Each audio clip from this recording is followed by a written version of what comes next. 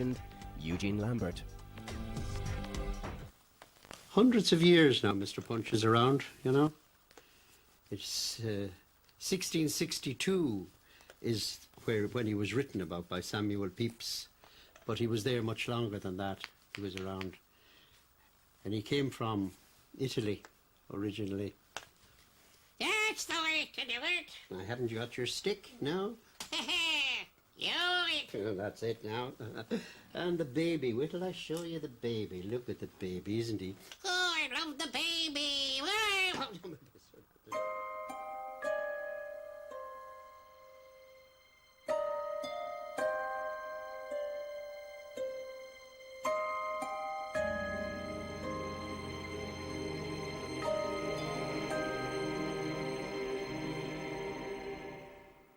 Hello, boys and girls, hello.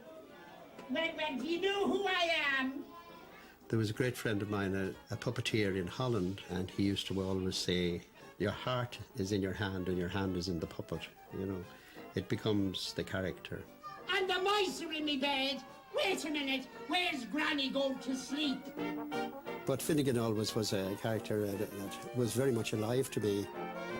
Finnegan is has evolved from characters that I made when I was a boy.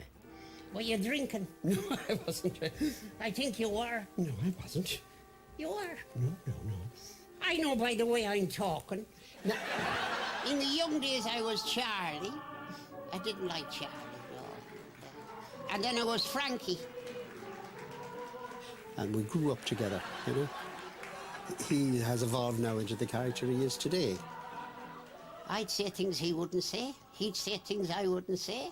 And to me, he's alive. He's another character. He's a different character to me, you know, and he responds differently to the audience.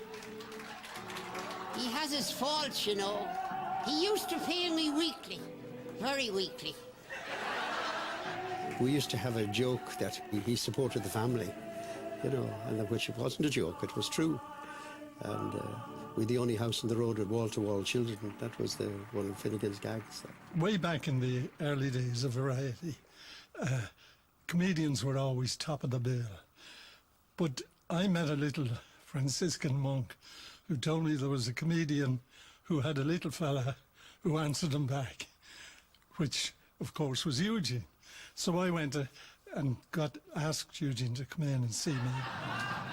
Well, good evening, ladies and gentlemen, boys and girls. I'd like to introduce Finnegan. I'm Finnegan, just in case you don't know which is the donor.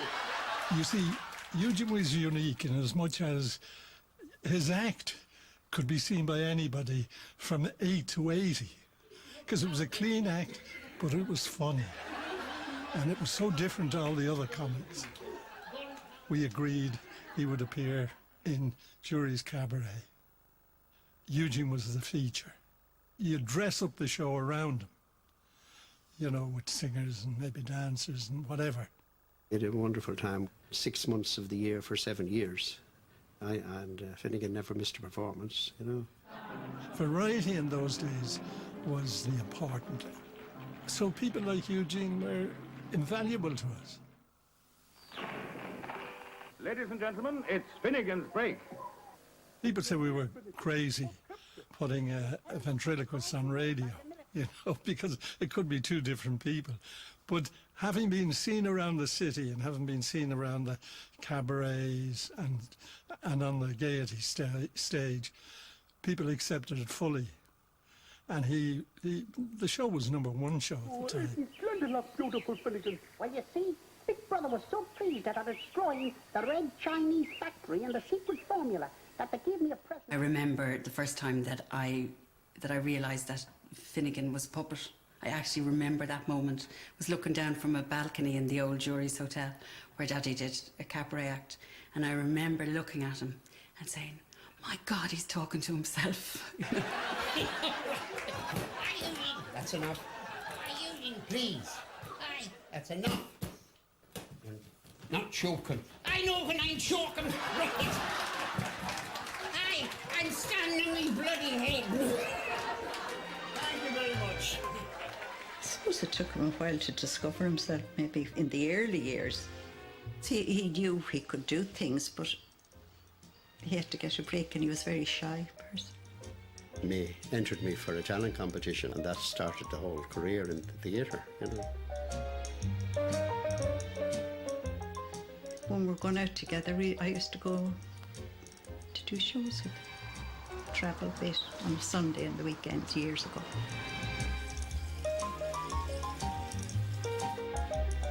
Hi. We want to have lunch now. Terrible. I knew he had talent, and it was kind of a waste of a life if he had stayed the other job. He had a job in the daytime. He was fixed fridges. He knows every ice cream machine in Dublin. And then he'd come home and he'd get on his dress suit and bye-bye, Daddy. In the early 50s, and met a lot of very seasoned old pros, and they always said, well, television would ruin your act, because you build your whole life, you're building up an act, and then you go on television and it's gone. You can't do it again. The television was really our enemy, because if a person can switch through to marvellous shows, and then, of course, they won't go out and spend money. It's a great loss, variety, and the variety theatre, and all these wonderful acts. Could we have quiet in the studio, please? 7, 6, You tell us when you want. 4, 3, 2, 1. Television was new, and I was interested in it, in a challenge. I was always very interested in puppets. It was, you know, something that just happened. Okay, Freddie. All right. I hope you find someone fast. Oh, Croissant. I mean, when we started Murphy's Accordia, it was only myself and May, and then we discovered, well, we had to have others. And Judy, my eldest daughter, was roped in as a puppeteer, and then gradually, over the years, as they grew up, they were held to hold things, carry things, and gradually they worked into the show. And we had 10 children when we were 36, and it was quite a thing to manage on very, very small money and very small fees in the entertainment business, and very small fees in television, you know. So it was always a juggle to keep head above water. Family would be standing at the back of the puppet rig, and somebody said they looked like saucepans outside a shop door. You know, they went from the big one right down to tiny little. Who would be the youngest? Connor, possibly. Connor now, who is now 6'17" in height, was at that stage, and all of them working and all of them operating puppets under the direction of Eugene and May. I wasn't all that good at marionettes, and I had to practice a lot and learn and dress them. Paint them, dress them. My original heads when we started in television with Murphy's Accordia were carved wood. But then when you were doing things in a hurry, the time wasn't there to carve the heads. So I made them out of plastic wood.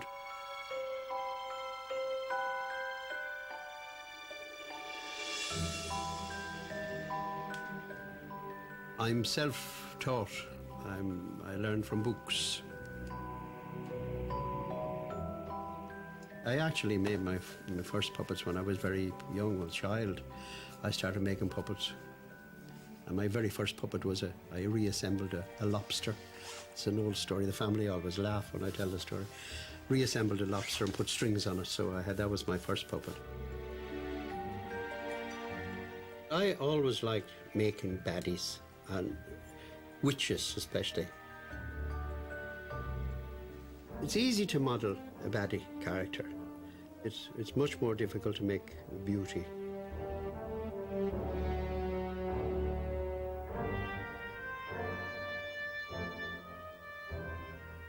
In Aladdin, we have Ebenezer. He's here behind me, listening to us here. Now, Ebenezer, here he is. Yes. What do you want me for, you nasty man? Quiet now, quiet. Why did you call me? You behave yourself. I put a spell on you. When I started doing puppets, I had never seen a puppet show. So I hadn't copied anybody. We built up a repertoire now. We've over 30 shows that I can bring out.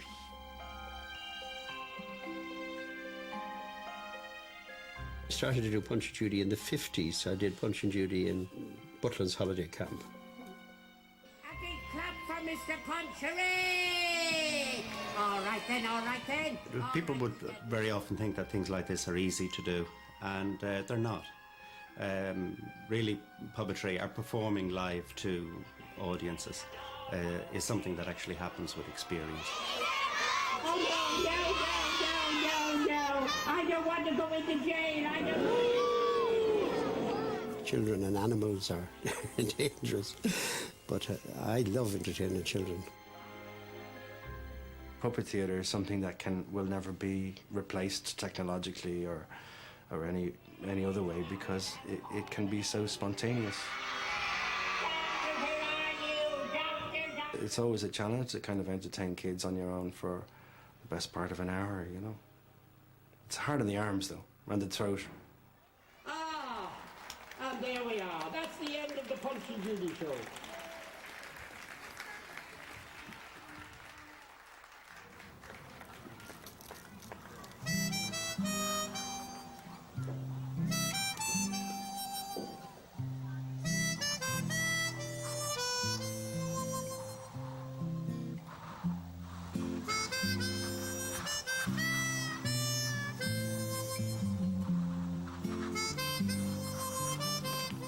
At the time, it was meant as an outside broadcast. So it was designed to go around the villages in Ireland.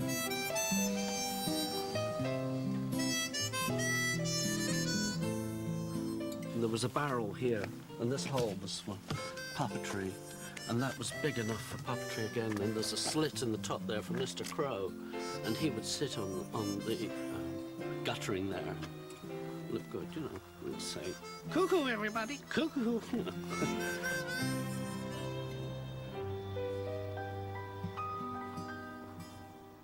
Some people had Doctor Who along the coast, I believe, which was competing directly with Wanderly Wagon.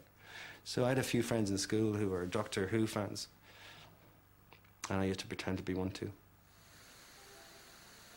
Children's programs in the very beginning were, as I say, they didn't have an awful lot of status.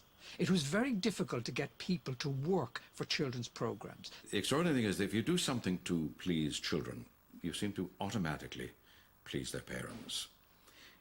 If you become a reason where there is a quiet half hour on a weekly basis in any household, you're God.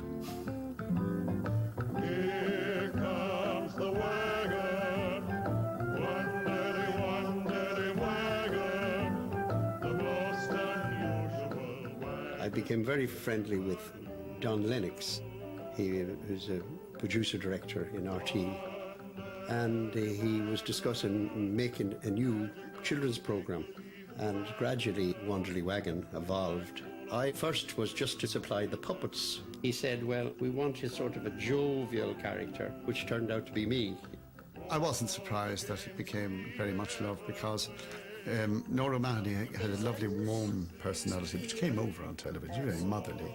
Eugene had a kind of vulnerability about him. Danger always makes me feel ravenous. Rory was the handsome, singing cavalier of the roads. I was Sneaky Snake, Long John Gold, Dr. Astro, always baddies. Eugene showed multi-talents, multi-skills in puppetry, in voicing, in conceptual stuff, everything. I mean, it was Eugene Lambert's show. I never realised being an artist was such hard work. It was an ideal vehicle for a family like the Lamberts. I mean, they eat, slept, drank, everything to do with puppets. It was a godsend. We used to kind of waddle into RTE in a kind of descending line that went down like that, and I was the smallest, obviously. Then, not anymore. But yeah, it was like a little row of ducks. I would do anything. I'd be as good as gold. I'd sweep the floors, do the hoover, and do anything to be brought, you know, because it was such an exciting thing. My earliest memories of it, I suppose, would be learning how to behave in a studio when you're very young. You know, being quiet, not being seen, being out of the way, being patient, and like being patient and quiet for hours on end. Wait, they should be back any moment. In fact, Television, in the early days of television, was like live. It was a live show when it was recorded from beginning to end without stopping.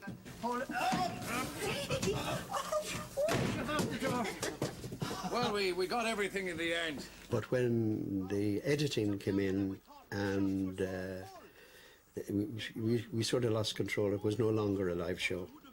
He was a more spontaneous entertainer, and he would depend on the reaction from an audience, perhaps, to develop that ability.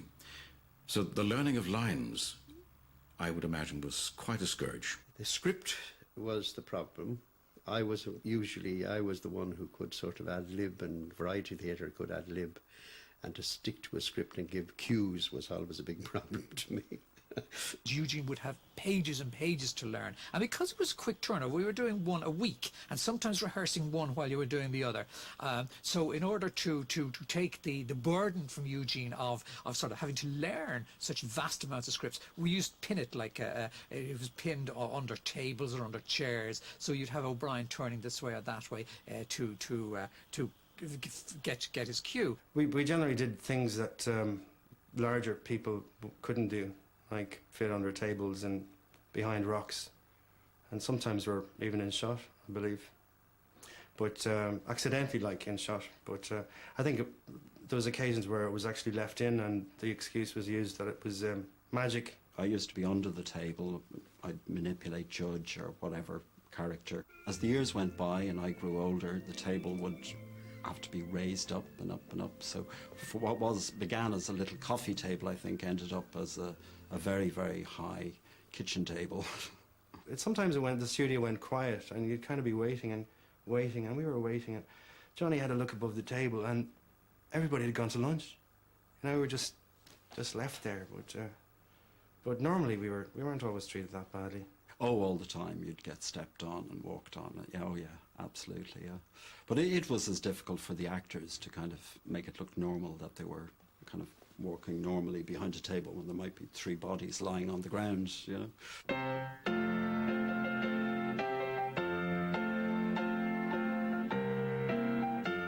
When colour television came in to Ireland, we were the first ones to use a colour separation overlay, that's chroma key. All right, stand up. By doing that, we suddenly expanded the whole ethos of the wagon. It could now fly, it could go underneath the sea, you could have giant's eyes looking in through the window, and we exploited this to the full. That kind of television, when you look back, it's very innocent, and some of it's a bit primitive in technique by modern standards. But then it was the genre of the time, and you did it, and then you just went on to the next job. Brother Bilingus is right, O'Brien. And anyway, we must find Godmother and the others. Roll. Well, you're brave but fool at midget.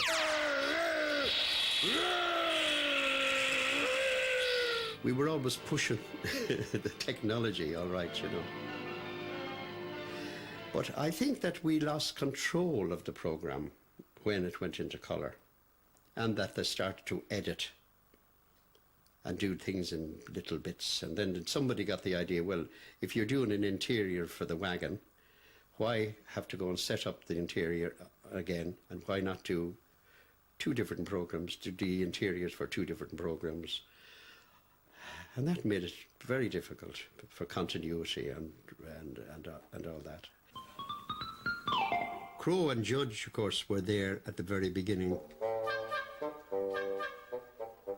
We had a knitted Crowe, and May knitted the first Mr. Crowe. Don't answer that. Crowe had 4 incarnations. There was Gene, my eldest brother, then there was David, then there was Johnny, and then there was me. I took Crowe over from Connor, and my crow would be quite different than Connor's. Cuckoo, cuckoo, cuckoo. It's 5 o'clock. My crow is a little bit cheekier, I think, than Connor's, but I wouldn't say this to Connor. Gene played the character very camp. I'm putting up the Christmas decorations for Santa. He'll be here soon, you know. And I put in a bit more subtlety into that. I think I'm getting crow's feet around my eyes for want of nourishment. Whose crow is the best? That's it. Well, I suppose I'd have to say Jane's because I know that might surprise you, but because Jane's was the first, and he made him into something, and he always had a little bit of grumpiness, and grumpy is good. Oh, my aching back. At this stage, we know the way each other will react, and we don't push those buttons. He's a nasty, mean little snake in the grass, that's why. When we were all younger, we were pushing them all the time. Shut your beak, you incompetent bird brain! Puppet characters spoke to each other when puppeteers weren't on talking terms at all. But it was one way of communicating with your family, you know. I can't go to mind your own business. I prefer to take tea in the clock than in the company of some people I could mention. There was one puppeteer, I'll say, who was doing Mr. Crow, and he didn't speak to me for a long time. But Mr. Crow spoke to Judge, so that was all right. Judge had to have everything special, his special bone, his special dish, his special lamppost in his dressing room, and then there was the whole walkies thing, you know. We used to get hundreds and hundreds of letters, sacks of letters, every week, sacks of them. Even the puppets got letters. But I have this picture of the Sacred Heart. And on the back of the Sacred Heart, there's a proposal of marriage from a 7-year-old.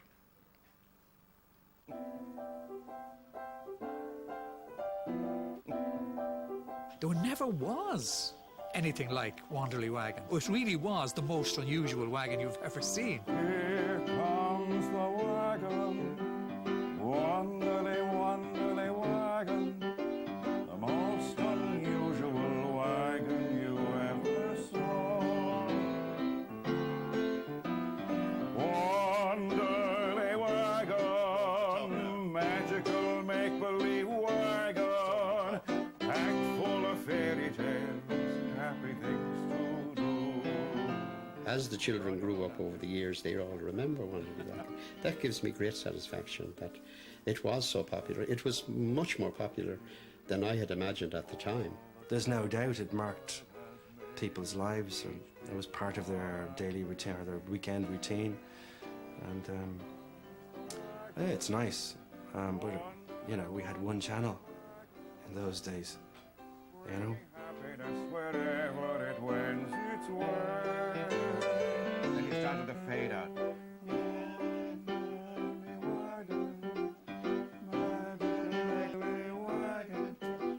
Into the sunset. Bye-bye, kiddies.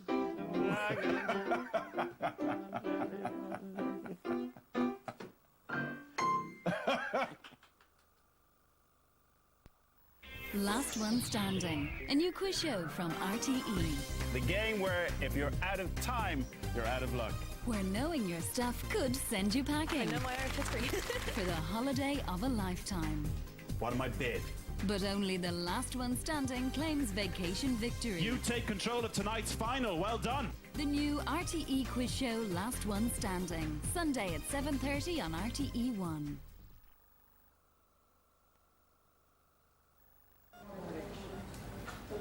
You're looking much better today.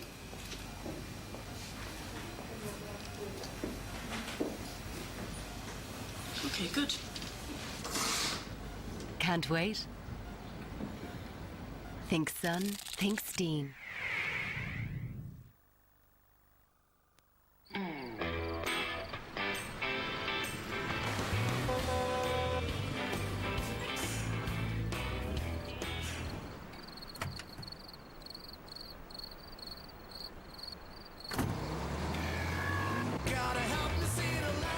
Enjoy yourself. The special edition German-engineered Opel Enjoy range is on offer for a limited period only. Opel. Fresh thinking. Better cars.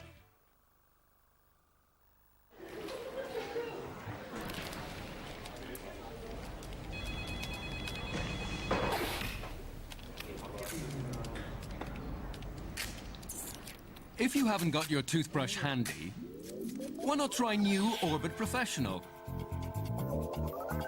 It contains dissolving microgranules and gently cleans your teeth in a way you can really feel. New minty fresh Orbit Professional with microgranules cleans teeth in a way you can really feel. When you look in the mirror, you can instantly tell what's grey from what's great. There's a hair colour that can do the same. Just for Men. Just for Men targets only your grey hair, replaces it with subtle tones, like your own natural colour. Easy as shampooing. In 5 minutes, you'll go from grey to great with Just for Men.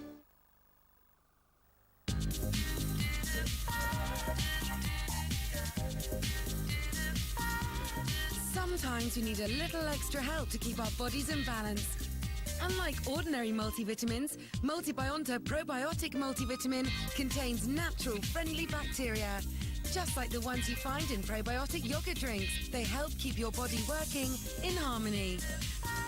Multibionta Probiotic Multivitamin from 7 Seas. You're pregnant and it's unplanned. You're feeling anxious, unsure what to do. What happens if the problem becomes bigger than you? Every year in Ireland, over 10,000 women deal with an unplanned pregnancy. If it happens to you, what can you do? Well, the first positive thing you can do is look at all your options. Positive Options can help. Free text the word LIST to 50444 and we'll text you back a list of organisations that can help. Positive Options. No judge, no jury, just information. Ooh, that smells bad. Hang on, I've got an idea. No! Fortunately, there's Glade Touch and Fresh Bathroom. That smells really nice. Touch and Fresh Bathroom from Glade, breathing life into your home. Oliver Twist, Miss Havisham, Ebenezer Scrooge. Meet all of Charles Dickens' wonderful characters in the Dickens collection, a beautiful collector's edition. Starting with Oliver Twist, every hardback book comes with a magazine which explains and explores the stories. The Dickens collection. They are creatures of the night. Appliances left on standby suck up 20% of the energy they use when fully on. See red. Switch off. Discover the many ways to save energy with Sustainable Energy Ireland. Positive energy for our future. Hard evidence isn't enough. It takes conclusive proof, but at what price? 2 people were killed because they had this information. She's all that I've been thinking of for so long, and now she's gone. It's never the scandal that brings people down. It's the cover-up of the scandal. She's my sister. We need proof. This country is about to elect a man whose campaign has been funded on the back of human tragedy and murder. Getting closer to the truth. Getting undeniable proof. Continues Monday at 9:30 on RTE1.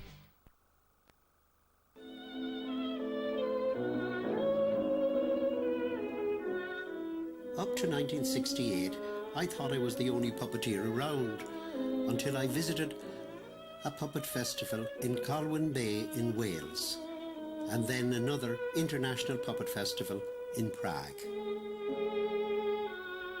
And this international festival was just amazing, really had a wonderful time.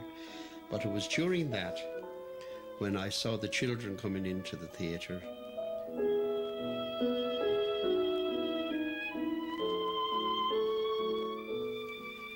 And me and I, we both said it together. We said, this is what we'll do, have a puppet theatre. And that's where the germ of the idea started for our puppet theatre.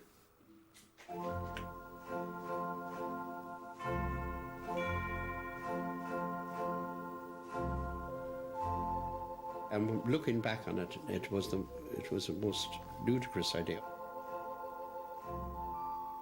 We hadn't any money that we would get a house with a muse and open a puppet theatre.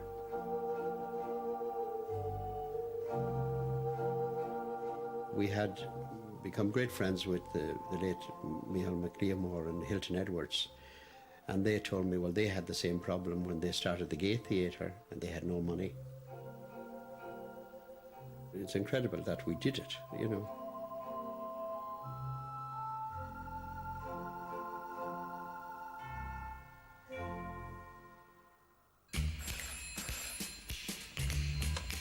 morning? My family have subsidised the theatre. I couldn't have done it on my own.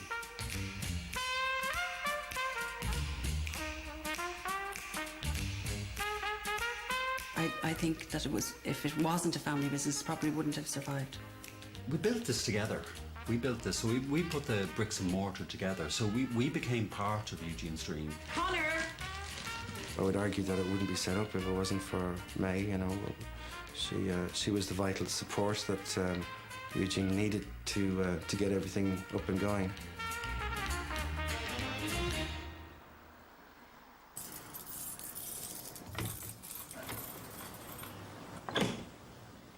I think that's where I was heading all the time, to have a theatre of my own where I could do what I wanted.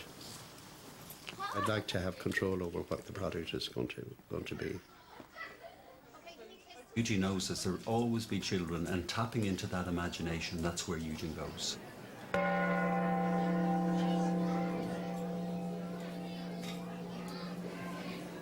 And now, boys and girls, are you all ready?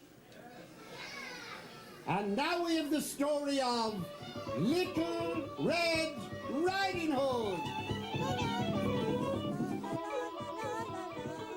The public demand a certain type of shows that you have to deliver. You know, it's pretty immediate sort of entertainment. Little Red Riding Hood, where on earth is that child gone? Little Red Riding Hood, your mother is looking for. Oh dear, oh dear. Children are not backward in telling you they don't like something. So they're much more difficult. You get away with it with adults, but children won't put up with it. They'd rattle the seats and they'd be up and gone to the toilet, you know. It's only after doing it numbers of times and learning how the audience react and how you can play it that it actually really becomes the sort of show that you want. Mummy! Yes? Is there any sweets in there? I told you before that your granny doesn't eat sweets. Ah, Mummy, I could be eating them for her. Sweets are bad for your teeth. I didn't know Granny had any teeth. Oh! We rewrite those stories. In Little Red Riding Hood, I mean, the wolf doesn't eat the granny in our one, you know. The wolf gets his comeuppance in the end, he's put out. There's enough killing in the world today. Put him out of the wood and never let him come back here again. Theatre is coming back now with children. If you hear the parents saying, oh, they have me annoyed, they want to go back again, they want to see it again. And we'll all live happily ever after. You always hear it with the children when they come to the theatre for the first time, that they think they're going to the cinema and then trying to make up what was the difference, you know, that they were reacting to it. Judge, come along. The boys and girls are all... What happened? What happened? He was over there, are you sure? Oh, no, Judge, did you pop up over there? Huh?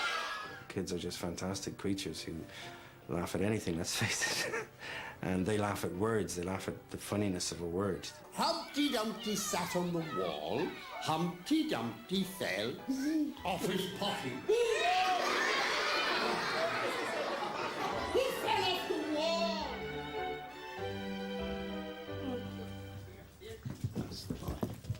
He looks after everything. I don't like handling money. I don't like paying bills. So he does everything. So he's kind of an old-fashioned head of the house. They're always together. They always have been. They enjoy each other's company more than anybody else's. I lean on him an awful lot for everything, but he says he leans on me.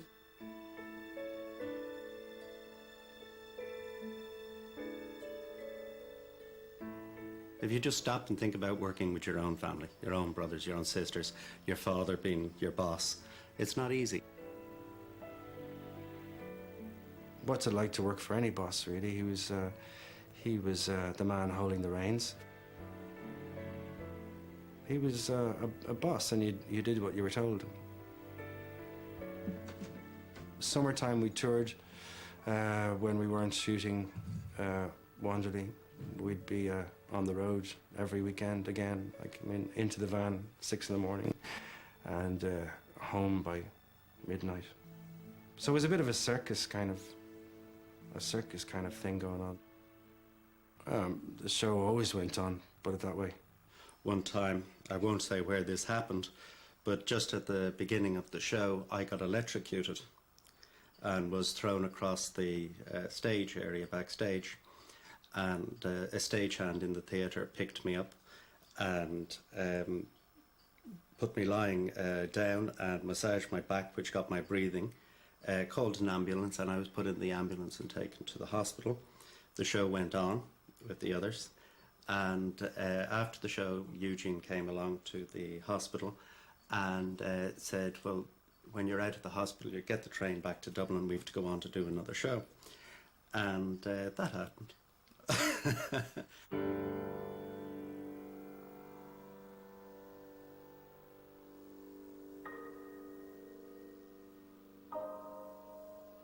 When you're born into something, it was like the family business. It was like living above the shop. You know, you did the job and you didn't think much about it.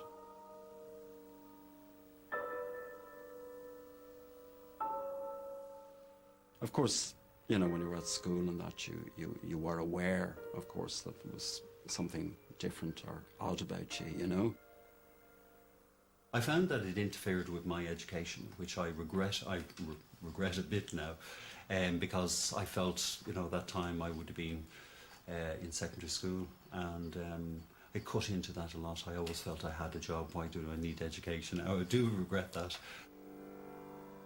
They're all different, which I learned to my horror. When they're all tiny, you're inclined to treat everyone the same, and then you discover they're all different. We all have these very, very precise directions in which we want to go, and we'll fight till the end that we get our way. That's the way to do it. He won't move one now! He won't move an inch until I tell him! He won't move an inch at all! During the hard times and the good times, you know, Johnny was always there to give us a laugh, really. Yeah, he was the kind of he was the real comedian of the family, I suppose, you know. Johnny went off to Marseille, where he studied for 4 years and went on tour.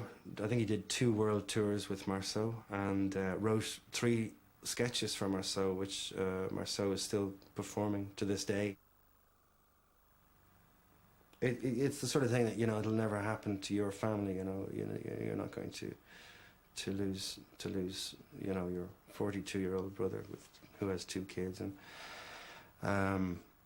yeah, it was took the wind out of our sails a bit. Yeah. Would you welcome, please, Jonathan Lambert? Well, I think I'm going out of my head. Yes, I think I'm going out of my head. A great blow to us when Johnny died, because Johnny was a very imaginative person. He loved life and lived it to the full. He didn't miss an hour, never mind a day. I did hope that Johnny would be one of the people who would take over. And he was a great loss to us. We still miss him very much.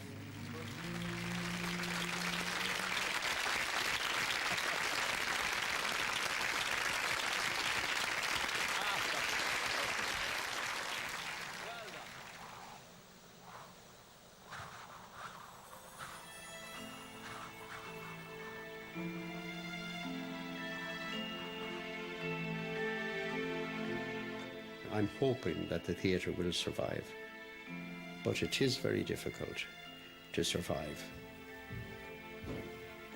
We just barely keep our head over water.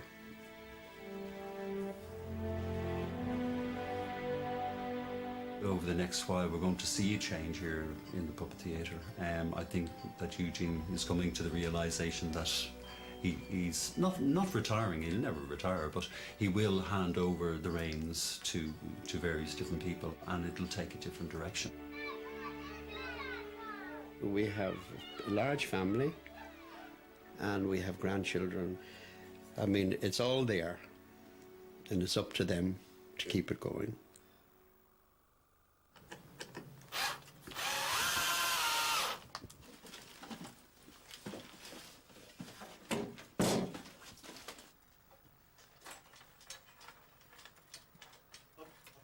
Working with the nephews has been great. They're lovely lads and there's a good laugh with them. But as well, they've been around it enough to know when to joke and when to take it serious. They enjoy trying to do it and get it right. And it moves really slowly then. Really, really slowly. It's the Happy Prince for Ask Go Wild, and just setting it up now. It's on a shadow screen with lots of puppets made through see-through plastic and printed out with coloured. And they just pressed against the screen and they put images through the screen and projected onto the other side using different coloured lights from behind.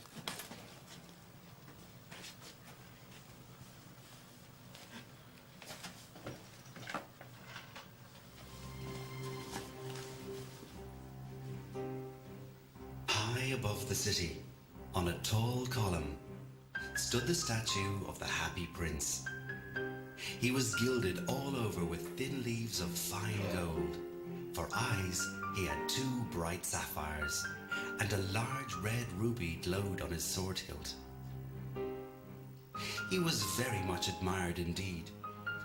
"He is as beautiful as a weathercock," remarked one of the town councillors, who wished to gain a reputation for having artistic tastes.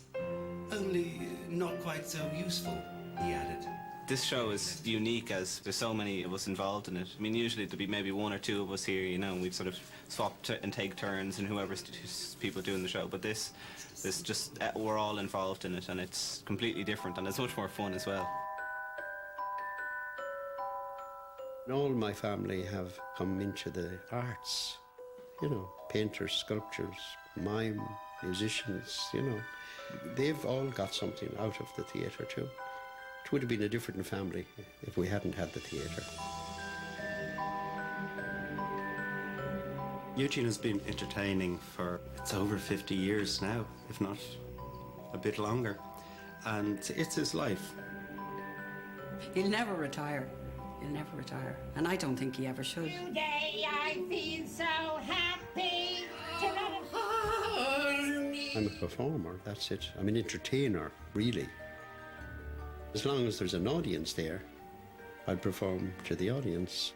He likes doing it and he doesn't think that he's tired until he nearly collapses.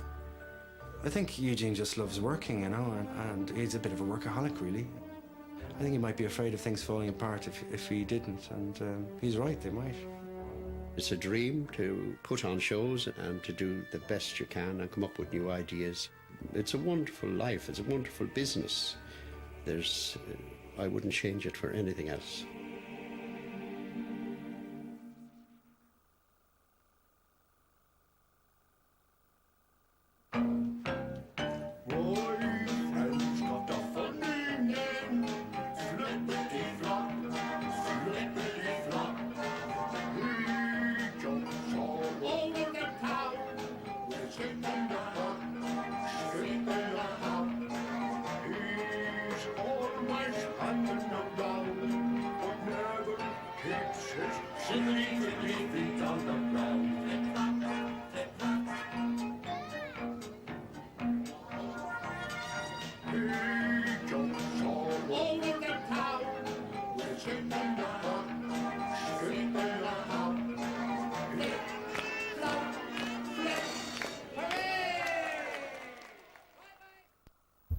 RTE Factual. Life stories. There's an awful lot of good Irish people out there that just want the soldier. They're not too bothered who they fight for. The sea is very much part of his life. Life-changing. Generally, if I'm called out in the middle of the night, somebody's dead. Educate that you may be free. Trinity tie, three-piece suit and a briefcase. RTE.ie. Looking for some inspiration? These boys have a purpose. They were never going to take him on physically, so they decided to shoot him. Lifestyle. RTE Guide has a full feature on the programme with recipes. It's very good. Good stuff. They like the balsamic. Right. No lipstick on the teeth. No lipstick on the teeth. If they don't go for this place, I'm going to kick them. Life enhancing. RTE Airtel page 195. Particularly good for people like you who have asthma. They can affect the flowers, the foliage and the fruit. There's over 1,000 cattle on display here. RTE Factual. A finger on the pulse of life.